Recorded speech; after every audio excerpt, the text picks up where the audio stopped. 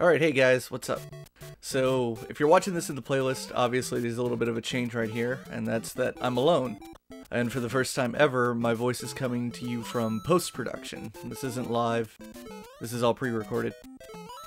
So, with this playlist sitting on the channel, it didn't feel right to leave it unfinished. After all, this is Super Mario Brothers. This is the most iconic game ever made, so to not finish it just wouldn't be right. But still, that kind of left me a dilemma. You know, how should I do this? Should we just pick it back up and try to beat the last few levels again? Yeah, we could do that, except for the problem that both Roland and I are terrible at this game, and I was going to waste a lot of both of our times trying to beat this, and believe me, I wasted a lot of time by myself trying to beat this. This video is only about 10 minutes long, because I've cut out all the times I got game overs prior to finally beating World 8. So, I took it upon myself to see an opportunity. If I'm going to upload pre-recorded footage of me beating the game to finish the playlist, I should do something special. So, I'm doing that. I'd like to introduce the xRGB Mini Framemeister. Now, anyone who really loves retro gaming, and I hate that term, retro gaming, but anyone who still likes to play older consoles, there's a free death. You probably, and you like high quality video, you like to get the best out of your old consoles, you probably already know what the Framemeister is. For those that don't, I urge you to Google it, do something. The Framemeister is a great device. It's a video upscaler made in Japan by a company called Soft. I believe I'm pronouncing that correctly. And it basically takes all kinds of old analog video sources from older consoles and upscales it to up to 1080p, 60 frames per second. So in the case of the NES, you can take the old composite video, which outputs 240p, and properly upscale it to 1080p. Now this is great for a couple things, because for one, modern televisions really don't know how to process 240p video. There's death number 2. Why, I don't really know. It's just, it's not in the TVs. They take 240p and it freaks them out, and they all think it's 480i. Don't believe me? Stick any NES or Super Nintendo. I believe same thing with Sega Genesis. Take the composite video, put it into your TV, and then hit display or whatever, and it'll say it's 480i. I don't know why TVs do that. They just don't know how to handle the signal. So, the Framemeister obviously doesn't have that problem. It knows 240p video, and it knows how to handle it. The other great thing is that the Framemeister knows how to deal with a lot more than just composite. It knows S-video, it knows component, it can pass through HDMI as well, but it also knows how to handle RGB sources. So, if you don't know RGB, the red, green, blue standard, it's something that really didn't exist in North America. It was really primarily used somewhat in Japan, as well as in Europe. In Japan, it was put over all kinds of signals, but most famously, there's a adapter called JP21, which looks very familiar to the European standard SCART, which was, I believe, invented in France sometime in the 80s, I think. I don't know. The point is that this type of output was never really used in North America. It just, I don't know why, it just didn't pick up traction.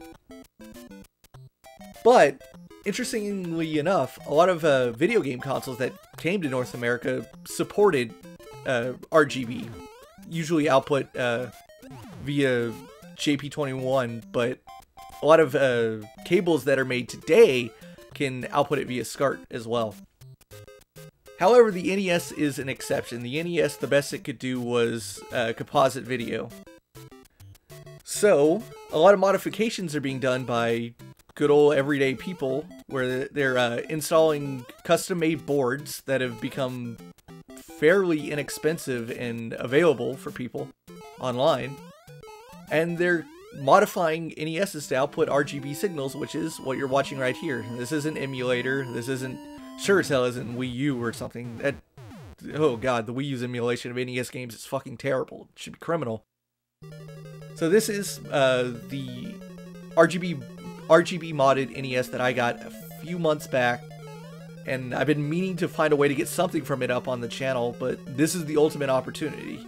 You know, why just start a new game and be like, hey, this is an RGB, when I can throw this at the end of the Mario series and actually have a direct comparison of what it looked like before and what it looks like now. So, well, what a jump. It looks great. The original videos of Mario were 240p, but they were really being captured in 480i because, again, bad processors, bad video scaling. Whereas this one is full 1080p from the RGB signal being scaled, and it's in 60 frames per second because the Framemeister takes the 60 hertz that the NES is putting out and just sends it to digital video 60 frames, which is great. And, well, that's pretty much it. You're going to see a lot more of the Framemeister on the channel, hopefully. In fact, I have a game coming up in start of the new year, which, while not using 240p signal, it'll be a 480i game. That will be upscaled to 1080p, and I'm just so excited. There's that edit sound was there, me taking a piss break. Anyway, I'm so excited about it. I love this thing. If playing on old hardware is something that really interests you, I really urge you to look into it. Even if you don't want to go through the trouble of buying a modified NES, you can still play your Sega Genesis and your Super Nintendo. You play those on RGB using the Framemeister, and even if you don't want to use RGB, it's still great for upscaling composite video, component, S-video.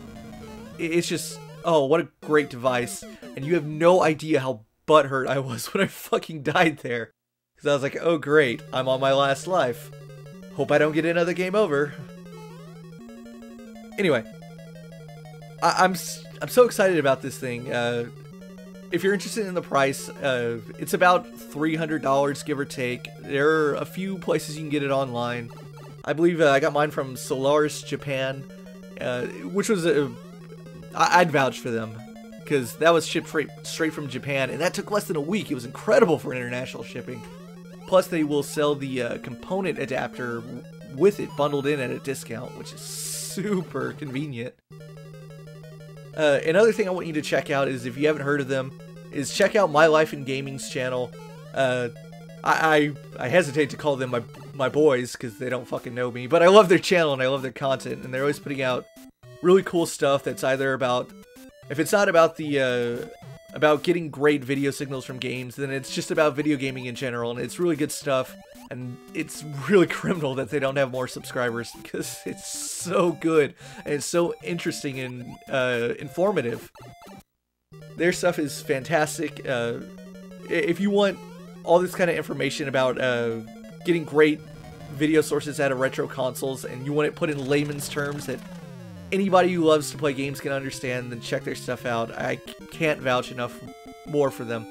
It seems like every month or two they're putting out something that even I didn't know about. Like, they just had a great video about some of the strides that have been made to get the N64 running at HDMI levels, and the way that's become a lot better than it used to be. N64 RGB mods like the NES are good, but they're not great. But now someone out there is working on an HDMI mod that is crazy great in terms of like the technology, to where like it reverses the crazy anti-aliasing that the N64 does natively, and it makes it just look so much better in modern setups. And I'm so excited for that. I just hope it doesn't cost too much. Anyway, thanks for joining this last video. There it is. I beat Super Mario Bros. 1. Didn't want to leave the most iconic game ever made unfinished. That would just be downright unfair and just wrong of me.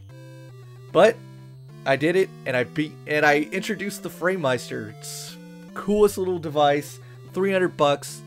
Go check it out. Go Google it. Go do whatever you need to do. Go check out My Life in Gaming if you want to check that out. And pretty soon you'll get to see what 480i video looks like upscaled to 1080p. I'm really excited about that. So, see you later.